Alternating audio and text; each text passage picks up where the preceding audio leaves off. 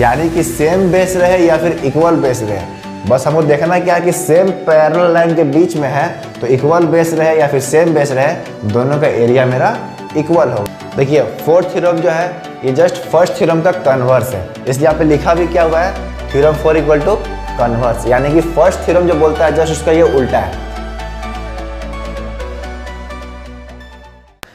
Hello everyone, सो हम लोग पढ़ रहे थे क्लास 9 का chapter area of parallelogram and triangles. देखिए फर्स्ट वीडियो हम लोग क्या क्या पढ़े थे, इस चैप्टर का जितना भी बेसिक चीज़ है सब कुछ हम लोग फर्स्ट वीडियो में कवर अप कर चुके हैं। तो क्या क्या पढ़े थे फर्स्ट वीडियो में, एक बार जल्दी से रिवाइज कर लेते हैं। सबसे पहले देखे थे area on the same base between the same parallel line कैसा होता है दिखने में, इसका हम लोग तीनों केस डिस्कस किए थे, ठीक है। और सेकेंड पॉइंट क्या पढ़े थे, बेस क्या होता है और एक्चुअल एल्टीट्यूड क्या होता है, यानी कि एल्टीट्यूड का एक्चुअल मीनिंग क्या होता है, इसका आपको कॉन्सेप्ट दिए थे। और लास्ट में क्या देखे थे कि अगर कोई भी दो फिगर, चाहे ट्रायंगल हो पैरेललोग्राम हो, कोई भी दो फिगर कॉन्ग्रुएंट होता है तो उसका एरिया इक्वल होगा। लेकिन ऐसा जरूरी नहीं है कि अगर उसका एरिया इक्वल है तो वो दोनों फिगर मेरा कॉन्ग्रुएंट हो। तो इतना कुछ हम लोग फर्स्ट वीडियो में देखे थे। तो अगर आप लोग वो वीडियो नहीं देखे तो प्लीज़ उसको देख कर आइए। अगर उस वीडियो को देखकर इस वीडियो को देखते हैं तो आपको और भी अच्छे से समझ में आने वाला है। तो उस वीडियो का लिंक आपको डिस्क्रिप्शन बॉक्स में मिल जाएगा, तो वहाँ से जल्दी जाइए और उस वीडियो को देख कर आइएगा अगर आप लोग नहीं देखे हैं तो, ठीक है। तो आज का वीडियो बहुत ही इंपॉर्टेंट वीडियो होने वाला है, क्योंकि आज हम लोग स्टार्ट करने वाले हैं थ्योरम। देखिए अगर इस चैप्टर में आप लोग थ्योरम समझ जाते हैं तो फिर ये चैप्टर आपको बहुत इजी हो जाएगा, बहुत इजी, क्योंकि इस चैप्टर में मेन मेरा क्या है, थ्योरम ही है। तो इसमें टोटल 10 से 12 थ्योरम है, तो आज जितना हो सके उतना थ्योरम करेंगे, बाकी जो बचेगा उसको नेक्स्ट वीडियो में करेंगे, ठीक है ना। तो ध्यान से सुनिएगा, थ्योरम को अच्छे से समझिएगा, फिर ये चैप्टर में कोई भी दिक्कत नहीं होने वाला है। तो चलिए बिना टाइम वेस्ट के वीडियो को जल्दी से स्टार्ट करते हैं और एक एक करके सभी थ्योरम को देखते हैं। तो बस स्टार्ट करने से पहले बस एक छोटा सा रिक्वेस्ट है कि पेन कॉपी उठा लें और नोट्स बनाते रहिएगा। तो चलिए वीडियो को स्टार्ट करते हैं। देखिए पहला थ्योरम क्या है, थ्योरम पहला क्या बोलता है, parallelogram on the same base between the same parallels are equal in area. ठीक है, ध्यान से पढ़िए क्या लिखा हुआ है, parallelogram on the same base and between the same parallel are equal in area. पहले तो समझ लेते हैं कि थ्योरम क्या बोलना चाहता है, उसके बाद हम लोग इसके डेफिनेशन में आते हैं, ठीक है। देखिए ये थ्योरम क्या बोलता है कि अगर कोई दो पैरेललोग्राम है, ठीक है, एक पैरेललोग्राम हो गया मेरा ये ए बी सी डी, एक और पैरेललोग्राम है जिसका बेस मेरा क्या है, सेम है, ए बी ही उसका बेस है, ठीक है, यानी कि सेम बेस है। इस पैरेललोग्राम का भी बेस ए बी है और इस पैरेललोग्राम का भी बेस ए बी है। इसका नाम देते हैं हम लोग ई और इसका नाम देते हैं एफ। और दोनों पैरेललोग्राम मेरा सेम पैरेलल लाइन के बीच में है, किसके बीच में, ए बी और डी ई के बीच में। तो अगर ऐसा होता है कि अगर कोई भी दो पैरेललोग्राम सेम बेस में और between the same parallel line होगा तो area of parallelogram A B C D equal to area of parallelogram A B E F, यानी कि दोनों पैरेललोग्राम का एरिया क्या होगा, इक्वल होगा। यही कहता है थ्योरम 1, यानी कि same base between the same parallel line अगर दो पैरेललोग्राम होता है तो उस दोनों का एरिया इक्वल होगा। जैसे कि एग्जांपल एक और देते हैं, जैसे कि ये मेरा कोई एक फिगर है, ठीक है, ये मेरा पैरेललोग्राम है, एक और हम लोग पैरेललोग्राम ड्रॉ करते हैं इस टाइप का। अब बताइए ये जो दोनों पैरेललोग्राम ड्रॉ किए हैं दोनों का बेस सेम है और दोनों मेरा सेम पैरेलल लाइन में एग्जिस्ट कर रहा है, यानी कि दोनों पैरेललोग्राम का एरिया क्या होगा, इक्वल होगा। तो चलिए अब इसका देखते हैं प्रूफ कैसे इक्वल होता है, ठीक है ना। इसका हम लोग प्रूफ देखते हैं, इसका प्रूफ जानना बहुत जरूरी है क्योंकि कभी कभी एग्जाम में पूछ भी देता है कि कैसे उसका प्रूफ होगा, ठीक है। तो प्रूफ को ध्यान से सुनिएगा। तो इसको अब कर देते हैं इरेज। तो देखिए पहले हम लोग बना लेते हैं डायग्राम। एक मेरा पैरेललोग्राम है ए बी सी डी और एक मेरा एक और पैरेललोग्राम है जिसका बेस मेरा सेम है, ए बी, इसका नाम देते हैं ई, इसका नाम देते हैं एफ। गिवन क्या क्या दिया हुआ है, two parallelogram A B C D and A B E F on the same base. कौन कौन सा बेस है, ए बी, दोनों पैरेललोग्राम मेरा ए बी में ही है, ठीक है ना।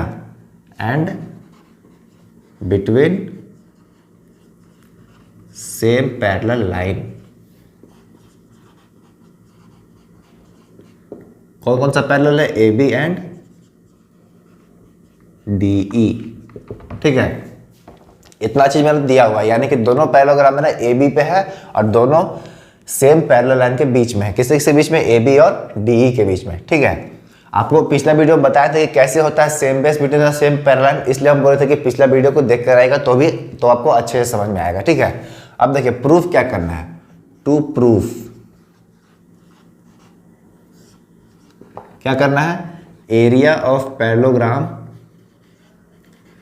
ए B C D equal to area of parallelogram A B E F, ये हमको प्रूफ करना है।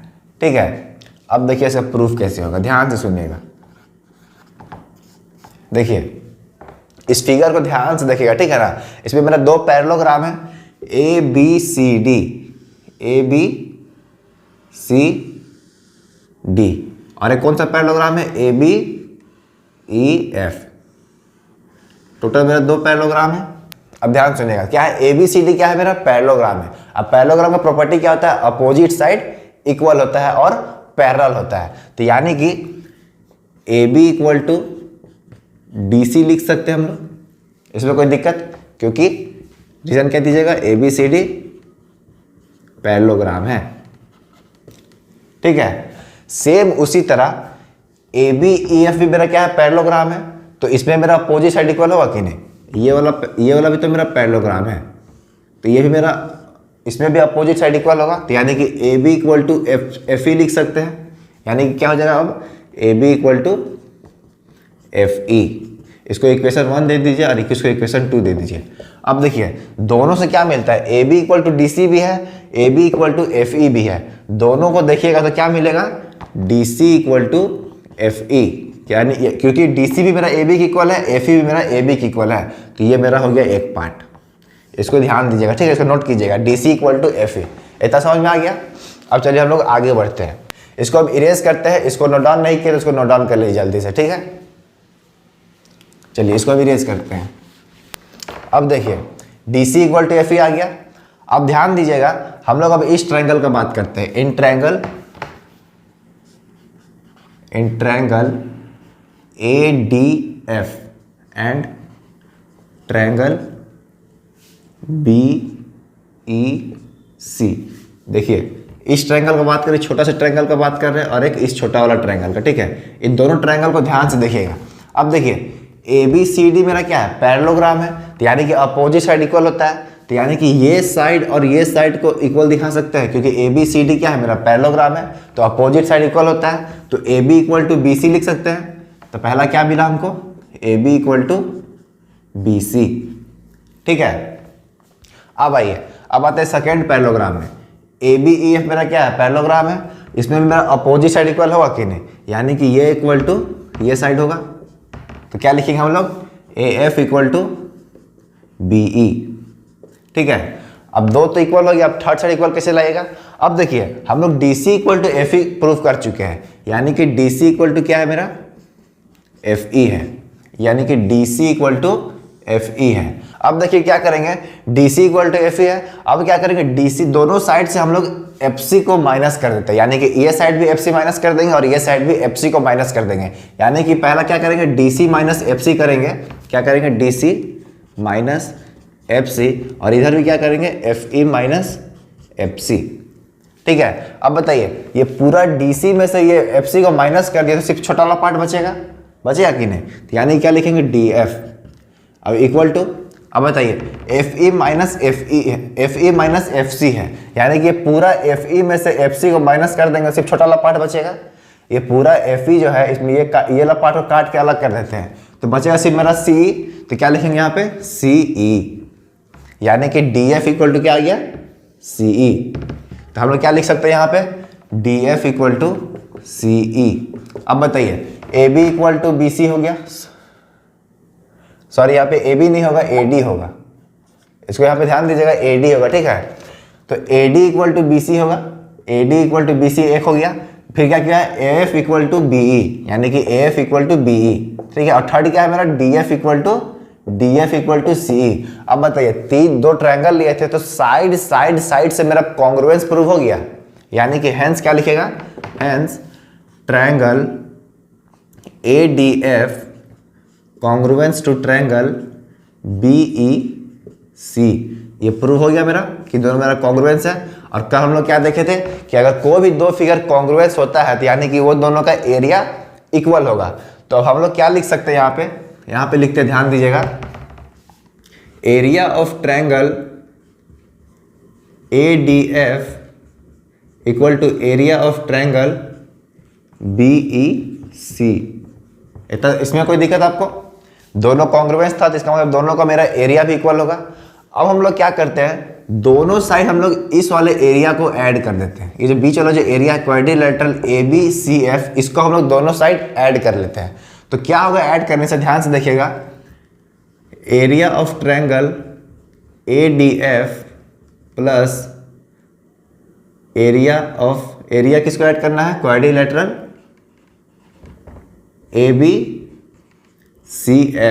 ठीक है, ये साइड हम लोग इसको ऐड किया है तो हम लोग RHS साइड भी ये वाला को ऐड करेंगे तो क्या होगा, इक्वल टू है area of triangle BEC plus area of quadrilateral ABCF। अब बताइए दोनों साइड हम लोग इस वाले एरिया को ऐड कर दिए हैं। ठीक है, अब बताइए ADF प्लस ABCF कितना होगा, यानी कि ADF ये वाला ट्रायंगल प्लस ये वाला क्वाड्रिलेटरल, ये दोनों को ऐड करेंगे तो ये पूरा पैरेललोग्राम के इक्वल आएगा कि नहीं, ABCD पैरेललोग्राम के इक्वल आएगा कि नहीं। तो हम लोग क्या लिखेंगे, एरिया ऑफ पैरेललोग्राम ABCD। अब इक्वल टू क्या है, area of triangle BEC plus quadrilateral ABCF यानी कि ABCF। अब इसको और इसको ऐड करेंगे तो ये पूरा ये पैरेललोग्राम आएगा कि नहीं, ABEF। तो यानी क्या लिखेंगे, एरिया ऑफ पैरेललोग्राम ABEF। अब यही तो हमको प्रूफ करना था, देखिए यही ना प्रूफ करना था, area of parallelogram ABCD equal to area of parallelogram ABEF। यानी कि प्रूफ हो गया कि अगर सेम बेस में और between the same parallel line रहेगा तो दोनों का एरिया मेरा इक्वल होगा। इसका हम आपको प्रूफ इसलिए बताएं क्योंकि एग्जाम में भी इसका प्रूफ पूछ सकता है। ठीक है, तो ध्यान दीजिएगा, फिर से बताते हैं कैसे किए हैं। सबसे पहले क्या करना, देखिए ये दोनों में मेरा पैरेललोग्राम है तो अपोजिट साइड तो इक्वल होगा ही, ये आपको ही पता है। अब उसके बाद क्या करना है, इस दोनों ट्रायंगल को, छोटा वाला जो ट्रायंगल है इसको आपको कॉन्ग्रुएंस प्रूफ कर देना है। कॉन्ग्रुएंस प्रूफ हो जाएगा, सिंपल है, साइड से ये साइड इक्वल टू ये साइड, ये साइड इक्वल टू ये साइड और ये साइड इक्वल टू ये साइड। ये साइड इक्वल टू ये साइड कैसे प्रूफ किया है, DC इक्वल टू FE था, दोनों साइड हम लोग FC माइनस कर दिया तो ये आ गया मेरा। उसके बाद कॉन्ग्रुएंस प्रूफ कर दिया। अब कॉन्ग्रुएंस प्रूफ हो गया, इसका मतलब क्या होता है, दोनों का एरिया भी इक्वल होगा, है कि नहीं। तो दोनों का एरिया इक्वल दिखा है, फिर दोनों साइड हम लोग इस क्वाड्रिलेटरल को ऐड कर दिए। अब इसको ऐड करने से क्या आया, parallelogram ABCD equal to parallelogram ABEF। समझ में आ गया, कोई दिक्कत? अब आप लोग इसको नोट डाउन कर सकते हैं। अब देखिए सेकेंड थ्योरम है वो बहुत ही इजी थ्योरम है, उसको कह सकते हैं कि एक फॉर्मूला का थ्योरम है। ठीक है ना, अब क्या है थ्योरम, पहले उसको समझ लेते हैं, उसके बाद इसको समझाते हैं अच्छा से। क्या है मेरा, the area of parallelogram is equal to the product of its any side and the corresponding altitude. देखिए ये जो लिखा हुआ है, सबसे यहाँ पे इंपॉर्टेंट वर्ड क्या है मेरा, कॉरस्पॉन्डिंग एल्टीट्यूड, जो कि हम पिछले वीडियो में बहुत अच्छे तरीके से बताए थे। कॉरस्पॉन्डिंग एल्टीट्यूड क्या होता है, कॉरस्पॉन्डिंग बेस क्या होता है, इसलिए हम बोले थे कि पिछला वीडियो जरूर देख के आएगा तो आपको और भी अच्छे से समझ में आ जाएगा। ठीक है, देखिए ये थ्योरम क्या बोलता है कि कोई भी पैरेललोग्राम का एरिया निकालना है, जैसे कि एरिया ऑफ पैरेललोग्राम निकालना है। ठीक है, जैसे कि एरिया ऑफ किसी भी पैरेललोग्राम का एरिया निकालना है तो ABCD मान लेते हैं इसका। ठीक है, एरिया ऑफ पैरेललोग्राम ABCD तो क्या होगा, is equal to the product of its any side and the corresponding altitude. यानी कि कोई भी साइड और उसका एल्टीट्यूड का जब प्रोडक्ट निकालेंगे, यानी कि कोई भी साइड को उसके कॉरस्पॉन्डिंग एल्टीट्यूड के साथ मल्टीप्लाई करेंगे तो पूरा पैरेललोग्राम का एरिया निकल जाएगा। जैसे कि मान के चलिए हम लोग DC का एक साइड लिखते हैं, कोई भी साइड बोला एनी साइड, यानी कि हम लोग क्या करेंगे, CD लिए हैं साइड में। अब बताइए इसका कॉरस्पॉन्डिंग एल्टीट्यूड कौन सा होगा, यहाँ पे आपको कितना एल्टीट्यूड दिख रहा है, दो एल्टीट्यूड है, एक मेरा इसका नाम देते हैं L दे देते हैं, एक मेरा AL है और एक मेरा AM है। अब बताइए DC का कॉरस्पॉन्डिंग एल्टीट्यूड कौन सा होगा, हम कल बहुत अच्छे तरीके से बता चुके हैं कॉरस्पॉन्डिंग एल्टीट्यूड किसको बोलते हैं। यहाँ पे लिखा हुआ किसका किसका प्रोडक्ट होगा, कोई भी साइड का और उसका कोरस्पॉन्डिंग एल्टीट्यूड का। तो हम लोग देखिए ये साइड लिए हैं, तो अब इसी का कोरस्पॉन्डिंग एल्टीट्यूड लेना पड़ेगा। तो इसका कोरस्पॉन्डिंग एल्टीट्यूड कौन सा होगा मेरा, ए एल, ए एम नहीं होगा मेरा, क्या होगा ए एल, यानी कि क्या लिखेंगे ए एल। अब बताइए कोरस्पॉन्डिंग एल्टीट्यूड अगर आपको अभी भी समझ में नहीं आया है तो फिर से बता दे रहे हैं।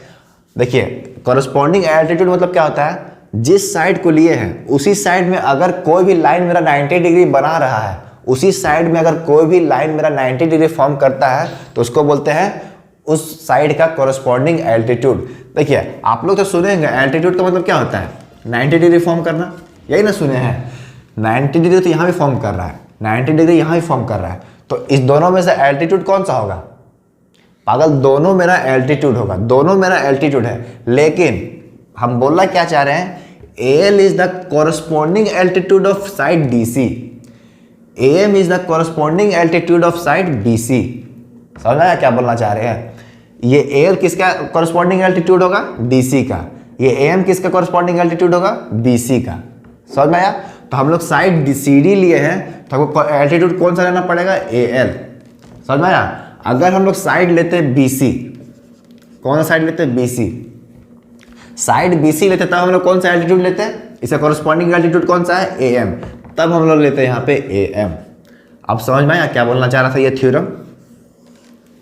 हाँ, अब कोई दिक्कत, उसे कोरस्पॉन्डिंग एल्टीट्यूड का लेंथ लेना है। जैसे कि क्वेश्चन आपसे पूछते हैं, ये मेरा पैरेललोग्राम है, ठीक है, PQRS, यहां से इसका लेंथ दिया हुआ है, 90 डिग्री यहाँ फॉर्म कर रहा है, इसका लेंथ है मान के चलिए 8 सेंटीमीटर, ठीक है, ये एल्टीट्यूड का लेंथ है, AL का लेंथ, और PQ का लेंथ है मेरा 4 सेंटीमीटर, सॉरी 10 सेंटीमीटर, और यहाँ से एक एल्टीट्यूड ड्रॉ किया है जिसका लेंथ है मेरा 12 सेंटीमीटर, और इतना कुछ मेरा दिया हुआ है। तो आपको एरिया ऑफ पैरेललोग्राम PQRS निकालना है। तो आप बताइए एरिया ऑफ पैरेललोग्राम PQRS कितना होगा, जल्दी से इसका आंसर कमेंट में बताइए। इसका आंसर कितना होगा, क्या होता है, any side and the corresponding altitude. देखिए हमको ये एल्टीट्यूड तो पता है, लेकिन ये एल्टीट्यूड का यही पता है, लेकिन इसका बेस नहीं पता है। अगर आप लोग ये एल्टीट्यूड लेते हैं तो इसका बेस आपको लेना पड़ेगा, जिसका लेंथ पता नहीं है। तो हम लोग क्या लेंगे, ये एल्टीट्यूड लेंगे और ये बेस लेंगे। ऐसा क्यों, क्योंकि हमको इसका बेस भी पता है और इसका हमको एल्टीट्यूड का लेंथ भी पता है। तो क्या करेंगे हम लोग, PQ इंटू SL, तो PQ का लेंथ कितना है 10 और SL का लेंथ कितना है 8, यानी कितना हो जाएगा 80 सेंटीमीटर स्क्वायर। समझ में आया।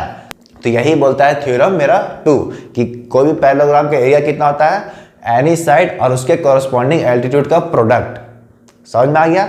तो अब आप लोग इसको नोट डाउन कर सकते हैं।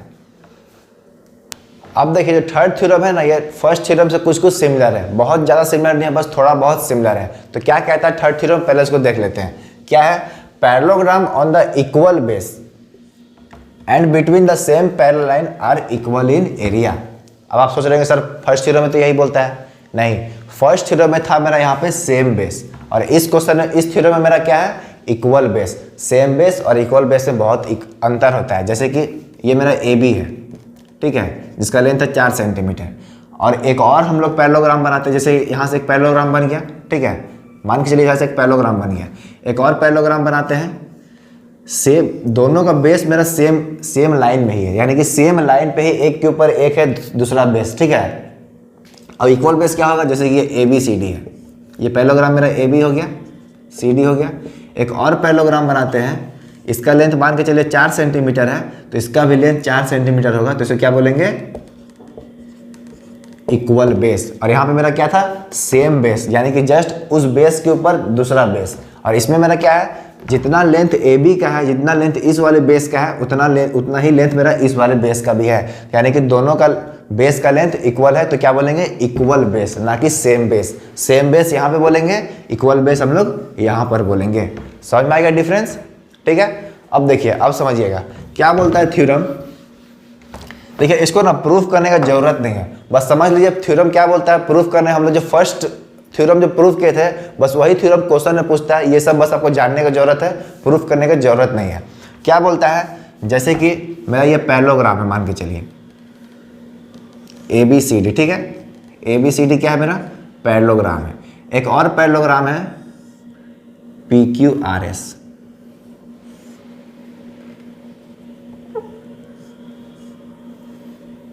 ठीक है, PQRS। अब ऐसा है कि दोनों मेरा क्या है, सेम पैरेलल लाइन के बीच में है, ठीक है, सेम पैरेलल लाइन के बीच में है। जैसे कि इसका नाम देते हैं X, इसका नाम देते हैं Y, इसका नाम देते हैं W और कुछ भी दे दीजिए, W और U, ठीक है। अब देखिए दोनों जो मेरा पैरेललोग्राम है सेम पैरेलल लाइन के बीच में है, किसके किसके बीच में, W, U और X, Y के बीच में है। और क्वेश्चन में क्या दिया हुआ कि AB इक्वल टू PQ है। तो अगर जब भी ऐसा होता है कि कोई भी दो पैरेललोग्राम सेम पैरेलल लाइन के बीच में है और दोनों का बेस मेरा इक्वल है, तो इसका एरिया और इसका एरिया आपस में इक्वल होगा। यानी कि थ्योरम क्या बोलता है, area of parallelogram ABCD equal to area of parallelogram PQRS। यानी कि सेम बेस रहे या फिर इक्वल बेस रहे, बस हमको देखना क्या है कि सेम पैरेलल लाइन के बीच में है तो इक्वल बेस रहे या फिर सेम बेस रहे, दोनों का एरिया मेरा इक्वल होगा। समझ में आ गया। तो यही कहता है थ्योरम 3। इसलिए लिखा क्या हुआ है, parallelogram on the equal base between the same parallel line are equal in area. समझ में आ गया थर्ड थ्योरम। तो अगर आप लोग इसको नोट डाउन करना चाहते हैं तो नोट डाउन कर सकते हैं। देखिए फोर्थ थ्योरम जो है ये जस्ट फर्स्ट थ्योरम का कन्वर्स है, इसलिए यहाँ पे लिखा भी क्या हुआ है, थ्योरम 4 इक्वल टू कन्वर्स। यानी कि फर्स्ट थ्योरम जो बोलता है जस्ट उसका ये उल्टा है। फर्स्ट थ्योरम में क्या बोला था कि अगर कोई दो पैरेललोग्राम सेम बेस में है और दोनों मेरा सेम पैरेलल लाइन के बीच में है तो दोनों का एरिया क्या होता है, इक्वल होता है। और इस थ्योरम में क्या बोलता है कि अगर सेम बेस में है और दोनों पैरेललोग्राम का एरिया इक्वल है तो दोनों पैरेललोग्राम मेरा सेम पैरेलल लाइन के बीच में होगा। तो यही कहता है थ्योरम 4, यानी कि जस्ट थ्योरम 1 के उल्टा है। तो क्या लिखा हुआ है, parallelogram on the same base and having equal areas lie between the same parallel line. यानी कि अगर कोई दो मेरा पैरेललोग्राम है जिसका बेस मेरा सेम है, ठीक है, इस दोनों का मेरा बेस सेम है और दोनों का एरिया मेरा इक्वल है, यानी कि इस वाले पैरेललोग्राम का और ये वाले पैरेललोग्राम का एरिया इक्वल है, तो मेरा दोनों सेम पैरेलल लाइन के बीच में होगा। यही कहता है थ्योरम 4, जस्ट उसका उल्टा है, ठीक है। तो इसमें ज़्यादा दिमाग मत लगाइए, बस अगर थ्योरम 1 आप लोग समझ चुके हैं तो थ्योरम 4 आपको बहुत ईजी लगेगा। तो इसमें अगर कुछ नहीं है तो इसको नोट डाउन करना है तब इसको नोट डाउन कर सकते हैं। अब देखिए जो थ्योरम 5 है इस वीडियो का लास्ट थ्योरम है और बाकी थ्योरम हम लोग नेक्स्ट वीडियो में करने वाले हैं, ठीक है। तो ये थ्योरम को ध्यान से सुन लीजिए क्योंकि ये लास्ट थ्योरम है। तो थ्योरम क्या बोलता है, अ diagonal of a parallelogram divide it into two triangle of equal areas. अब देखिए जो ये थ्योरम है हम लोग क्वाड्रिलेटरल में इसको ऑलरेडी प्रूव कर चुके हैं, लेकिन उसको दूसरे पॉइंट ऑफ व्यू से। उस पर हम लोग क्या देखे थे कि अगर कोई मेरा पैरेललोग्राम है, ठीक है, अगर उसको डायगोनल बीच में क्या करता है, टू कॉन्ग्रुएंट ट्रायंगल में डिवाइड कर देता है। आपको पता है कि अगर कोई भी दो मेरा कॉन्ग्रुएंट फिगर होता है उसका एरिया इक्वल होता है। जब ये दोनों ट्रायंगल मेरा कॉन्ग्रुएंट है तो इस दोनों एरिया भी तो इक्वल ही होगा। तो यही कहता है थ्योरम नंबर 5। क्या बोलता है कि अगर कोई मेरा पैरेललोग्राम को डायगोनल बीच से काटता है तो उस दोनों दो ट्रायंगल भी डिवाइड कर देता है और ऐसा डिवाइड करता है कि इस ट्रायंगल का एरिया और इस ट्रायंगल का एरिया इक्वल होता है। इसलिए क्या लिखा हुआ, diagonal of a parallelogram divide it into two triangle of equal areas. समझ में आया। अब देखिए इसको प्रूव करना तो बहुत इजीली इसको प्रूव कर सकते हैं। जैसे कि देखिए मेरा पैरेललोग्राम है ABCD, ठीक है, तो हम लोग बात करते हैं in triangle ABC and triangle CDA, ठीक है, इस दोनों ट्रायंगल का बात करते हैं। अब पैरेललोग्राम है भैया तो अपोजिट साइड इक्वल होगा ही, तो क्या लिखेंगे, AB इक्वल टू CD, ये दोनों साइड इक्वल होगा, ये साइड भी और ये साइड भी इक्वल होगा, अपोजिट साइड है, तो क्या हो जाएगा AD इक्वल टू BC और ये वाला मेरा क्या हो गया कॉमन, यानी कि BC इक्वल टू BC। तो इसलिए ये मेरा कॉन्ग्रुएंस प्रूव हो गया किससे, S से साइड से। तो क्या लिखेगा, hence triangle ABC congruence to triangle CDA by SSS criteria.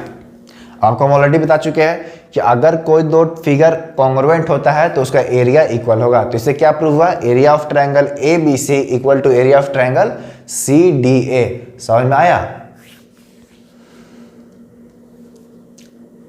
तो चलिए आज के वीडियो में बस इतना ही रखते हैं। देखिए आज हम लोग जो पढ़े हैं बस पैरेललोग्राम का थ्योरम पढ़े हैं। नेक्स्ट वीडियो हम लोग ट्रायंगल का थ्योरम पढ़ेंगे और उसके बाद दोनों मिला के जो एक थ्योरम बनता है वो भी थ्योरम देखेंगे, ठीक है। तो नेक्स्ट वीडियो को जरूर देखिएगा। आज हम लोग बस आधा ही थ्योरम देखे हैं। इस चैप्टर में टोटल 10 से 12 थ्योरम है, तो हम लोग आज सिर्फ 5 ही देखे हैं और अगला जो मेरा 5, 6, 7 है वो मेरा बहुत ईजी है, इससे तो ईजी ही है, ठीक है। तो नेक्स्ट वीडियो जरूर देखिएगा और उम्मीद करता हूँ कि आज जो कुछ ही पढ़ाया होगा सब कुछ अच्छे से समझ में आया है आपको, ठीक है। फिर भी कुछ डाउट है तो आप कमेंट सेक्शन में हमसे क्वेश्चन पूछ सकते हैं। तो आज के वीडियो में बस इतना ही, मिलते हैं अगले वीडियो में। पढ़ाई करते रहें, बेस्ट ऑफ लक।